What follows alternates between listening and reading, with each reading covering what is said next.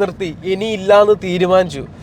ഒരു ദിവസം 2 മണിക്കൂർ, അതായത് രാവിലെ 8 മണിക്ക് ഷാർജയിൽ നിന്ന് ഞാൻ ഇറങ്ങിയിട്ട് ഇപ്പം 10 മണി കഴിഞ്ഞു. ഇപ്പോഴും ഞാൻ എൻ്റെ ഓഫീസിലെത്തിയിട്ടില്ല. 2 മണിക്കൂറിന് മുകളിലായിട്ട് ഞാൻ ട്രാഫിക്കിലാണ്. വൈകുന്നേരം ഇതേ സ്ഥിതിയാണ്. വൈകിട്ട് ഇറങ്ങിക്കഴിഞ്ഞാൽ 2 മണിക്കൂറിന് മുകളിൽ. ഒരു ദിവസം 4 മണിക്കൂറാണ് ഞാൻ ട്രാഫിക്കിൽ സ്പെൻഡ് ചെയ്യുന്നത്. ആ കണക്ക് നോക്കുമ്പോൾ ഒരു മാസം 96 മണിക്കൂർ. ഒരു വർഷത്തേക്ക് വരികയാണെന്നുണ്ടെങ്കിൽ 144 വർക്കിംഗ് ഡേയ്സ് ആണ്. അതായത് 365 ദിവസത്തിൽ ഏകദേശം എൻ്റെ ഒരു 40% ദിവസങ്ങൾ ഞാൻ സ്പെൻഡ് ചെയ്യുന്നത് ഈ ട്രാഫിക്കിലേക്കായിരിക്കും.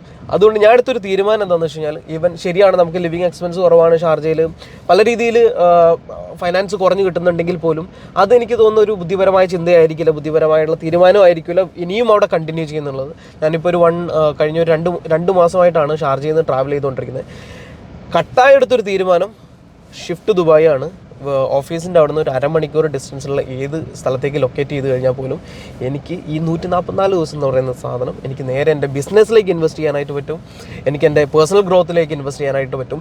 ആ സമയത്ത് നമ്മൾ എത്ര ലാഭിക്കാനായിട്ട് ഷാർജയിൽ സ്റ്റേ ചെയ്തുകൊണ്ട് നോക്കുന്നു, അതിനേക്കാളൊക്കെ കൂടുതൽ നമുക്ക് ദുബായിൽ നിന്നുകൊണ്ട് ചെയ്യാൻ പറ്റും.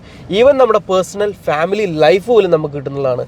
2 മണിക്കൂർ ഡ്രൈവ് ചെയ്ത് തിരിച്ച് വീട്ടിലെത്തി വീണ്ടും ഒരു ആക്റ്റീവായിട്ട് നിൽക്കാൻ ഭയങ്കര ബുദ്ധിമുട്ടാണ്. നമ്മുടെ ഫാമിലി ലൈഫ് കംപ്ലീറ്റ് ആയിട്ട് ഡൗൺ ആയി പോകും. സോ ബെറ്റർ പേഴ്സണൽ സജഷൻ, ഇത്തരത്തിൽ നിങ്ങൾ ടൈം സ്പെൻഡ് ചെയ്യുന്നുണ്ടെങ്കിൽ ഒരു വട്ടെങ്കിലും നിങ്ങളൊന്ന് റീതിങ്ക് ചെയ്ത് നോക്ക്. നല്ല ലൈഫ് സ്റ്റൈൽ നിങ്ങളിലേക്ക് എത്തുന്നുള്ളതാണ് റിയാലിറ്റി.